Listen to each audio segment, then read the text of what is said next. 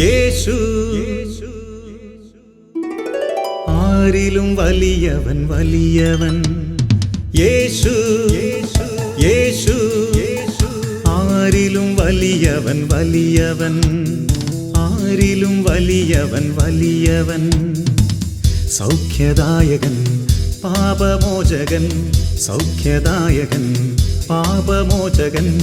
യേശുവേകരക്ഷകൻ. യേശുവേകരക്ഷകൻ. കരുണാമയൻ സ്നേഹഗായകൻ. കരുണാമയൻ സ്നേഹഗായകൻ. യേശു യേശു ആരിലും വലിയവൻ വലിയവൻ. ആരിലും വലിയവൻ വലിയവൻ.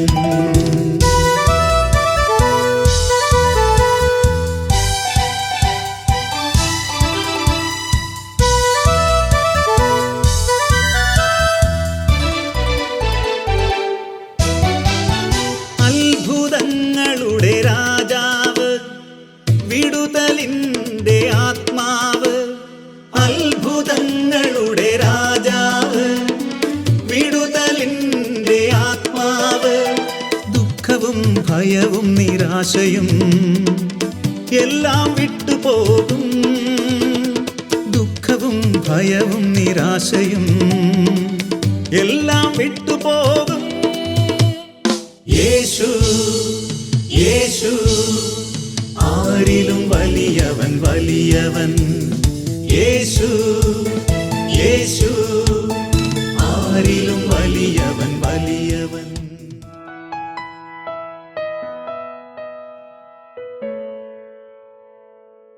യേശുവേ സ്തോത്രം, യേശുവേ നന്ദി, ഹല്ലേലൂയ. ഇന്ന് ലോകമെമ്പാടുമുള്ള ക്രൈസ്തവർ പെസഹ ആചരിക്കുകയാണ്. പെസഹയുടെ മഹത്വം അത് നമ്മൾ തിരിച്ചറിയണം. യോഹന്നാന്റെ സുവിശേഷം 13-ാം അധ്യായത്തിൽ നാം ഇപ്രകാരം വായിക്കുന്നു. 1-ാമത്തെ തിരുവചനം: ഈ ലോകം വിട്ട് പിതാവിൻ്റെ സന്നിധിയിലേക്ക് പോകാനുള്ള സമയമായി എന്ന് പെസഹ തിരുനാളിന് മുമ്പ് യേശു അറിഞ്ഞു.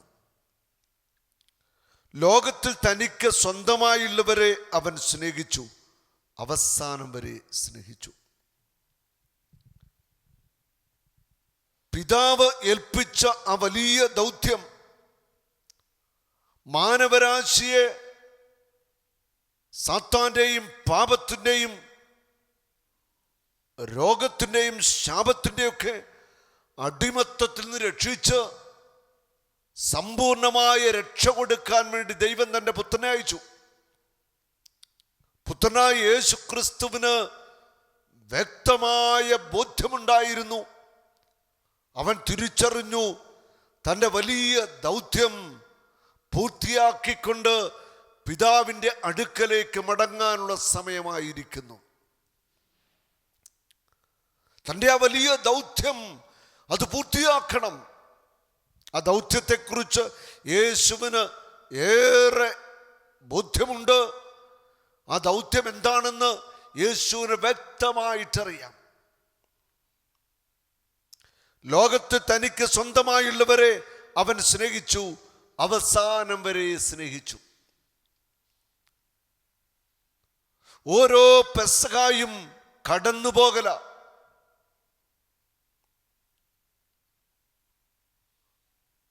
യേശുക്രിസ്തു നൽകുന്ന രക്ഷ സ്വന്തമാക്കിക്കൊണ്ട് ലോകത്തിൽ നിന്ന് ദൈവത്തിലേക്കുള്ള കടന്നുപോകൽ.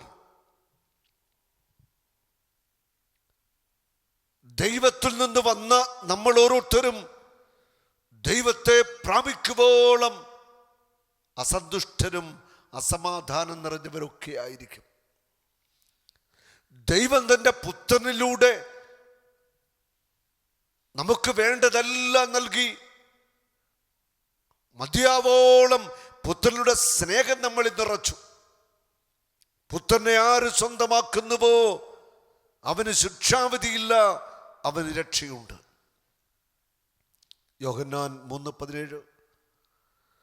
ദൈവം തന്റെ പുത്രനെ ഈ ലോകത്തിലേക്ക് അയച്ചത് ലോകത്തെ ശിക്ഷയ്ക്ക് വിധിക്കാനല്ല, ലോകത്തെ രക്ഷിക്കാൻ വേണ്ടിയാണ്. ആ രക്ഷ യേശു നമുക്ക് നേടിത്തന്നത് വലിയ സഹനങ്ങളിലൂടെ, കുരിശുമരണത്തിലൂടെ, അപമാനത്തിലൂടെ, വേദനയിലൂടെ കടന്നുപോയിക്കൊണ്ട. അതിനുള്ള ഒരുക്കത്തിനു മുൻപ് യേശു തൻ്റെ ശിഷ്യന്മാരുടെ കാൽപാദങ്ങൾ കഴുകിയ, കച്ചയെടുത്ത് അരയിൽ ചുറ്റി ഒരു പാത്രത്തിൽ വെള്ളമെടുത്തു. താൻ സ്നേഹിച്ചിരുന്ന തൻ്റെ പ്രിയപ്പെട്ട ശിഷ്യന്മാരുടെ കാൽപാദങ്ങൾ കഴുകുകയാണ്. ദൈവം മനുഷ്യനായി ഈ ഭൂമിയിൽ പിറന്നു. ദൈവം തന്നെയായ ക്രിസ്തു മാനവരാശിയുടെ രക്ഷകൻ, മാനവരാശിയുടെ വീണ്ടെടുപ്പുകാരൻ ഇതാ തൻ്റെ പ്രിയപ്പെട്ട ശിഷ്യന്മാരുടെ കാൽപാദങ്ങൾ കഴുകിയ. ദൈവം ഭൂമിയോളം താഴ്ന്നു മനുഷ്യന്റെ കാൽപാദങ്ങൾ കഴുകുവാൻ തക്കവണ്ണം ദൈവം അത്രമാത്രം എളിമപ്പെടുകയാണ്. ഓരോ ശിഷ്യന്മാരുടെയും കാൽപാദങ്ങൾ കഴുകി അവിടുന്ന് തുടച്ചു. യൂദാസിന്റെ ഹൃദയത്തിൽ സാത്താൻ നേരത്തെ പ്രവേശിച്ചു കഴിഞ്ഞിരുന്നു. അവിടെ വചനം പറയുന്നുണ്ട്, അത്താഴ സമയത്ത് പിശാച് ശിമയോന്റെ പുത്രനായ യൂദാസ്കറിയോയുടെ മനസ്സിൽ യേശുവിനെ ഒറ്റിക്കൊടുക്കാൻ തോന്നിച്ചു. യൂദാസിന്റെ മനസ്സിൽ പിശാച് പ്രവർത്തിച്ചുകൊണ്ടിരുന്നു ഗുരുവിനെ ഒറ്റിക്കൊടുക്കുവാനായിട്ട്. അവസാനം 30 വെള്ളിക്കാശിന് യൂദാസ് സ്വന്തം ഗുരുവിനെ ഒറ്റിക്കൊടുത്തു. ഈ യൂദാസിന്റെയും കാൽപാദങ്ങള് ദൈവപുത്രൻ കഴുകുകയാണ്. ഒറ്റിക്കൊടുക്കാനിരിക്കുന്നവന്റെ കാൽപാദം കഴുകിയ ദൈവപുത്രൻ, തള്ളിപ്പറയാനിരുന്ന പത്രോസിന്റെ കാൽപാദം കഴുകിയ ദൈവത്തിന്റെ പുത്രൻ കർത്താവായ യേശു ക്രിസ്തു. ഇവിടെ ദൈവത്തിന്റെ മഹത്വം നമ്മൾ കാണുകയാ, ദൈവത്തിന്റെ എളിമ കാണുകയാ. ദൈവം മനുഷ്യനായിട്ട് ഭൂമിയിൽ പിറന്ന് ഭൂമിയോളം താണുകൊണ്ട് തൻ്റെ ശിഷ്യന്മാരുടെ, തൻ്റെ മക്കളുടെ കാൽപാദം കഴുകുക. ഇത് ദൈവമഹത്വത്തിൻ്റെ വലിയ നിമിഷങ്ങളാണ്. പത്രോസിൻ്റെ പാദം കഴുകാൻ ചെന്നപ്പോൾ പത്രോസ് പറയുക, എൻ്റെ കാൽപാദങ്ങൾ കഴുകുവാൻ അത് വേണ്ട കർത്താവേ, അതിനുള്ള യോഗ്യത എനിക്കില്ല, അങ്ങനെ കഴുകണ്ട. യേശു പറയുന്നു, നിന്നെ ഞാൻ കഴുകിയില്ലെങ്കിൽ നിനക്ക് എന്നോടുകൂടെ പങ്കില്ല. യേശു എന്നെയും നിങ്ങളെ കഴുകണം. ആ കഴുകൽ അവൻ്റെ സഹനത്തോട് ചേർക്കുന്ന ഒരു ജീവിത അനുഭവം. യേശു പറഞ്ഞു, ഞാൻ ജെറൂസലമിലേക്ക് പോകും, നിയമജ്ഞരും പുരോഹിതന്മാരും ഫരീസരും എന്നെ പിടികൂടും, അവരെന്നെ പീഡിപ്പിക്കും, അവരെന്നെ കുരിശിൽ തറയ്ക്കും, വധിക്കപ്പെടും, 3-ാം ദിവസം ഉയർത്തി നിൽക്കും. ഓരോ പെസഹായും ദൈവത്തിൻ്റെ അനന്തമായ കരുണയുടെ സ്നേഹത്തിൻ്റെ വെളിപ്പെടുത്തലാണ്. കാൽപാദം കഴുകിയവൻ അപ്പമായിട്ട് മാറാനായിട്ട് പോകുകയാണ്. ബേത്ലഹേമിൽ ജനിച്ചു യേശു. ബേത്ലഹേം എന്ന വാക്കിൻ്റെ അർത്ഥം അപ്പത്തിൻ്റെ നഗരമെന്ന്. അപ്പമായി തീരുവാൻ ആഗ്രഹിക്കുന്ന ദൈവത്തിൻ്റെ പുത്രൻ. എനിക്ക് തോന്നുന്നു യേശുവിൻ്റെ ഏറ്റവും വലിയ ആഗ്രഹം അതായിരുന്നു, അപ്പമായി തീരുക. തൻ്റെ മക്കളോട് എന്നും ഒന്നിച്ചു വസിക്കുവാൻ വേണ്ടി ജീവന്റെ അപ്പമായിട്ട് മാറുവാൻ തീഷ്ണമായിട്ട് ആഗ്രഹിക്കുന്ന യേശുവിനെ നമ്മൾ കാണുകയാണ്. ശിഷ്യന്മാരുടെ കാൽപാദങ്ങളൊക്കെ കഴുകി അതിനുശേഷമാണ് യേശു തൻ്റെ അന്ത്യ അത്താഴ വിരുന്നിൽ തൻ്റെ ശിഷ്യന്മാർക്ക് വേണ്ടി തൻ്റെ ശരീരരക്തങ്ങൾ പങ്കുവെച്ചു കൊടുക്കുന്നത്. യെശയ്യാ പ്രവാചകന്റെ പുസ്തകത്തില് 25-ാമത്തെ അധ്യായം ഒരു വലിയ വിരുന്നിനെ കുറിച്ച് പറയുന്നുണ്ട്. കർത്താവിൻ്റെ വിരുന്ന്. 6 മുതൽ 10 വരെ വചനങ്ങൾ. ഈ പർവ്വതത്തിൽ സകല ജനതകൾക്ക് വേണ്ടി സൈന്യങ്ങളുടെ കർത്താവ് ഒരു വിരുന്നൊരുക്കും. സകല ജനതകൾക്കും വേണ്ടി കർത്താവ് ഒരുക്കിയ വിരുന്നാണ് കാൽവരിയിലെ ക്രിസ്തുവിന്റെ കുരിശിലെ പീഡകളും മരണവും. പെസഹ വ്യാഴാഴ്ച അപ്പം ആശീർവദിച്ചിട്ട് യേശു പറഞ്ഞത് എൻ്റെ ശരീരമാണ് വാങ്ങി ഭക്ഷിക്കുക. വീഞ്ഞെടുത്ത് ആശീർവദിച്ചു, ഇതെൻ്റെ രക്തമാണ് വാങ്ങി കുടിക്കുക. അങ്ങനെ ശിഷ്യന്മാർക്ക് അപ്പവും വീഞ്ഞും തൻ്റെ ശരീരരക്തങ്ങളുടെ ആദ്യത്തെ പങ്കുവെക്കൽ നടന്നു. ഇതിൻ്റെ പൂർത്തീകരണം നടക്കുന്നത് ദുഃഖവെള്ളിയാഴ്ചയാണ്. സകല ജനതകൾക്കും വേണ്ടിയുള്ള ഒരു മഹാവിരുന്ന്. ആ വിരുന്നാണ് കുരിശിലെ ക്രിസ്തുവിന്റെ മരണമെന്ന് പറയുന്നത്. യെശയ്യായിലൂടെ മുന്നമേ പരിശുദ്ധാത്മാവ് വെളിപ്പെടുത്തിയിരിക്കുക. സകല ജനതകൾക്കും വേണ്ടി ഞാൻ ഒരുക്കുന്ന ഒരു മഹാവിരുന്ന്. മജ്ജയും കൊഴുപ്പുമുറ്റ വിഭവങ്ങൾ, മേൽത്തരം വീഞ്ഞുമുള്ള വിരുന്ന്. ക്രിസ്തു തന്റെ ശരീരരക്തങ്ങള് നമുക്ക് വേണ്ടി പങ്കുവെച്ചു തരികയാ. അവന്റെ അസ്ഥികളിൽ ഒന്നുപോലും ഒടിക്കപ്പെട്ടില്ല, പക്ഷേ അവന്റെ മാംസം അവർ കീറി മുറിച്ചു, നെഞ്ചു പിളർന്നു. അവസാനത്തെ തുള്ളി രക്തവും ജലവും അവിടെ നിന്നൊഴുകി. ആ തകർക്കപ്പെട്ട ശരീരം, ഇഞ്ചിഞ്ചായിട്ട് പീഡനമേറ്റ ശരീരം, അത് നമുക്ക് വേണ്ടി മുറിച്ചു നൽകുകയാണ്. മജ്ജയും മേധസ്സും മുറ്റിയ ശരീരം തകർക്കപ്പെട്ടു നമുക്ക് വേണ്ടി അവൻ അപ്പമായിട്ട് മാറി. വീഞ്ഞുമുള്ള വിരുന്ന്. ഓരോ ബലിയിലും വാഴ്ത്തുന്ന അപ്പവും വീഞ്ഞും യേശുവിൻ്റെ പരിശുദ്ധ ശരീരമായി, പരിശുദ്ധ രക്തമായിട്ട് മാറുകയാണ്. ലോകത്തിൽ എത്രയോ അത്ഭുതങ്ങളും അടയാളങ്ങളും സംഭവിച്ചിരിക്കുന്നു.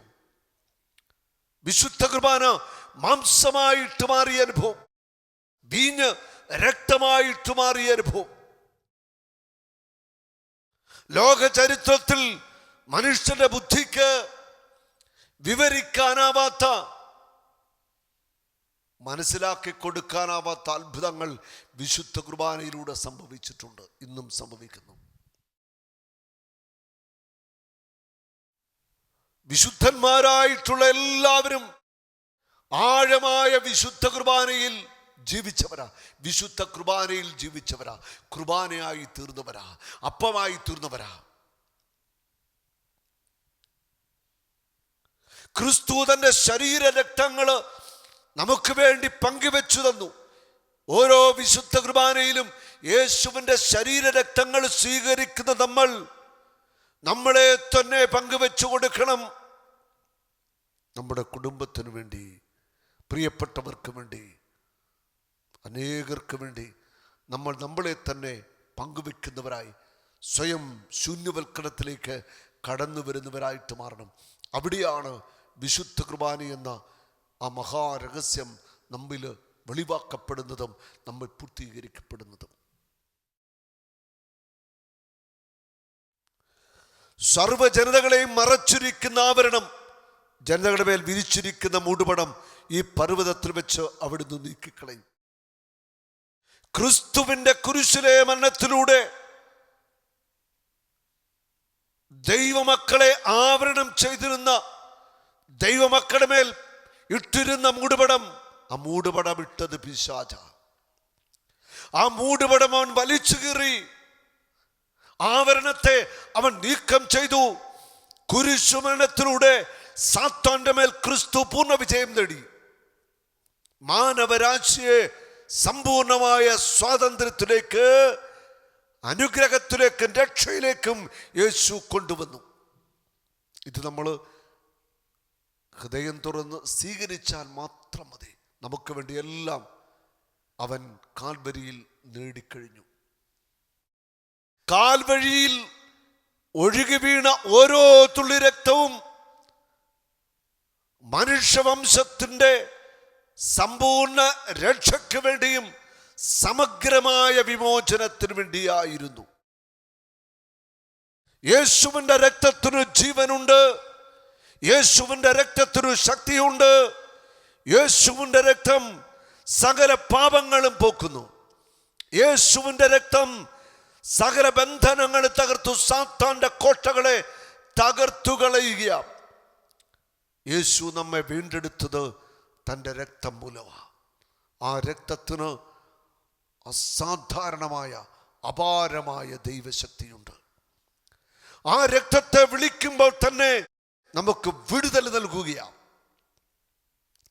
പെസഹ വ്യാഴാഴ്ച യേശു അപ്പവും വീഞ്ഞും ആശീർവദിച്ചു കൊടുത്തു. അപ്പം തൻ്റെ ശരീരമായിട്ട് രൂപാന്തരപ്പെടുകയാണ്, വീഞ്ഞു തൻ്റെ രക്തമായിട്ട് രൂപാന്തരപ്പെടുകയാണ്. ക്രിസ്തുവിൻ്റെ ശരീര രക്തങ്ങള് സ്വീകരിക്കുവാൻ ഭാഗ്യം കിട്ടിയ നമ്മൾ ക്രിസ്തുവിൻ്റെ സ്വന്തമായിട്ട് മാറുകയാണ്. സകല പൈശാചിക ബന്ധനങ്ങളെയും തകർക്കുന്നത് വിശുദ്ധ കുർബാന എന്ന മഹാരഹസ്യത്തിലൂടെയാണ്.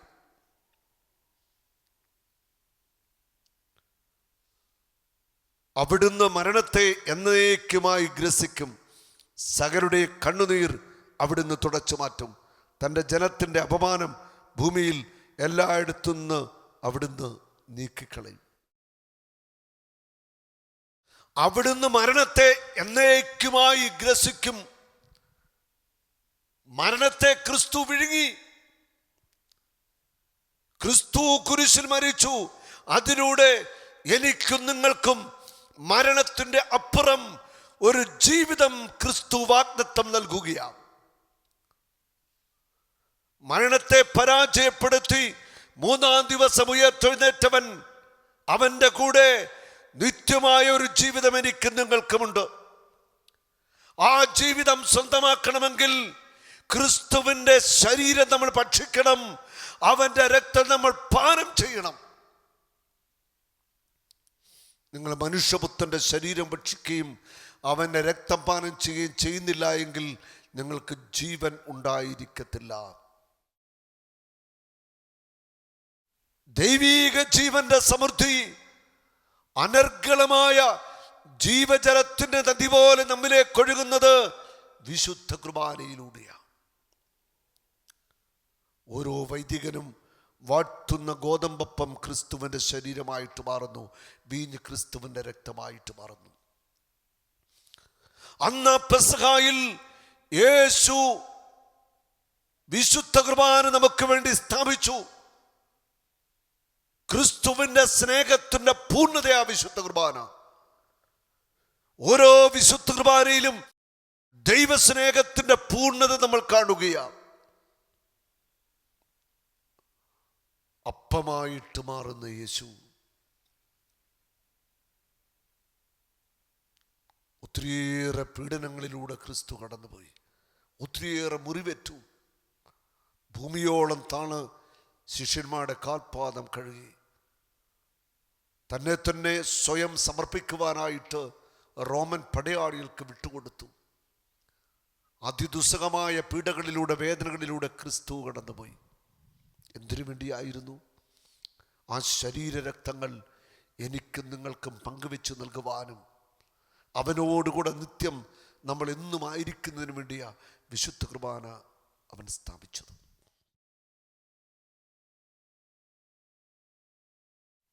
യേശുവിന്റെ തിരുശരീര രക്തങ്ങള് പാനം ചെയ്യുന്ന നമ്മൾ മറ്റൊരു ക്രിസ്തുവായിട്ട് രൂപാന്തരപ്പെടേണ്ടവരാ. ആ രൂപാന്തരീകരണം പലപ്പോഴും നടന്നിട്ടില്ല. പക്ഷെ അതിലേക്ക് നമ്മൾ വരണം. ക്രിസ്തുവായിട്ട് നമ്മൾ മാറ്റപ്പെടണം. മദർ തെരേസ ഇപ്രകാരം പറയുന്നുണ്ട്: ഓരോ ദിവസവും അനേകം മണിക്കൂറുകൾ ദിവ്യകാരുണ്യ സന്നിധിയിൽ നിന്ന് പ്രാർത്ഥിച്ചിട്ട് ശക്തി പ്രാപിച്ചാണ് ശുശ്രൂഷ ചെയ്യുന്നത്. മഹാവിശുദ്ധനായ പാദ്രി പിയോ ഓരോ ബലിയും കണ്ണുനീരോടെ അർപ്പിക്കുന്നത്, മണിക്കൂറുകൾ കരയുക ബലിയർപ്പണ സമയത്ത്. ഓരോ ബലിയിലൂടെയും ദൈവത്തിന്റെ അനന്ത സ്നേഹമൊഴുകുകയാ. മരണത്തെ അവൻ കീഴ്പ്പെടുത്തി, സകലരുടെ കണ്ണുനീര് അവൻ തുടച്ചു. തൻ്റെ ജനത്തിന്റെ അപമാനം ഭൂമിയിൽ നിന്ന് അവൻ നീക്കിക്കളഞ്ഞു. യേശു എൻ്റെ കണ്ണുനീര് തുടച്ചു, എൻ്റെ അപമാനം അവൻ നീക്കിക്കളഞ്ഞു.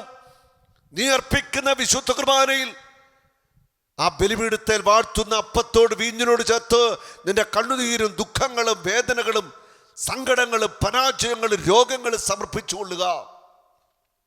അവയെല്ലാം അവിടുന്ന് ഏറ്റെടുക്കും. നിന്റെ അപമാനത്തെ അവൻ നീക്കിക്കളയും. നിന്റെ കണ്ണുനീര് അവൻ എന്നേക്കുമായിട്ട് ഏറ്റെടുക്കും. വിശുദ്ധ കുർബാന നമുക്ക് ജീവനായി ശക്തിയായിട്ട് മാറണം. ഓരോ ക്രൈസ്തവന്റെയും വിശ്വാസ ജീവിതത്തിന്റെ കാതല്, കരുത്ത്, ശക്തി വിശുദ്ധ കുർബാനയാണെന്നുള്ള ആഴമായ തിരിച്ചറിവുണ്ടാകണം. കുർബാനയായി തീരുവാൻ ക്രിസ്തു കുരിശിൽ മരിച്ചു. കുർബാനയായി തീരുവാൻ ക്രിസ്തു കുരിശ് വഹിച്ചു. കുർബാനയായി തീരുവാൻ അവൻ ചമ്മട്ടേടിയേറ്റു. കുർബാനയായി തീരുവാൻ അവൻ തന്നെ തന്നെ കുരിശിൽ ബലിയായി അർപ്പിച്ചു, സ്വയം ജീവൻ അർപ്പിച്ചു. അങ്ങനെ അവൻ കുർബാനയായിട്ട് മാറുകയാണ്. ഹല്ലേലൂയ. ഇതാ നമ്മുടെ ദൈവം, നമ്മുടെ രക്ഷയുടെ പ്രത്യാശ, നാം അർപ്പിച്ച ദൈവം. ഇതാ നമ്മുടെ ദൈവം, നമ്മുടെ രക്ഷകനായ ദൈവം. ഓരോ ദിവസവും അവിടുത്തെ നമ്മൾ വിശുദ്ധ കുർബാനയിൽ കണ്ടുമുട്ടുകയാണ്. അപ്പത്തിൽ മറഞ്ഞിരിക്കുന്നവൻ അത്ഭുതങ്ങളുടെ ദൈവമാ. അപ്പത്തിൽ മറഞ്ഞിരിക്കുന്നവൻ അനുഗ്രഹിക്കുന്ന ദൈവമാ. അപ്പത്തിൽ മറഞ്ഞിരിക്കുന്നവൻ നിന്റെ ആഗ്രഹങ്ങളെ സാധിച്ചു തരുന്നവനാ. അപ്പത്തിൽ മറഞ്ഞിരിക്കുന്നവൻ ആശ്വാസദായകനാ. അപ്പത്തിൽ മറഞ്ഞിരിക്കുന്നവൻ അനന്തമായ സ്നേഹത്തിന്റെ പൂർണ്ണതയാ.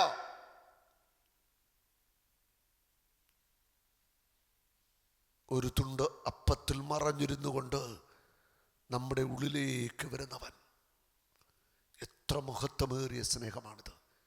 എത്ര അനന്തമായ സ്നേഹമാ! ആ സ്നേഹത്തിൻ്റെ വെളിപ്പെടുത്തലാണ് പെസഹ വ്യാഴാഴ്ച സംഭവിച്ചത്.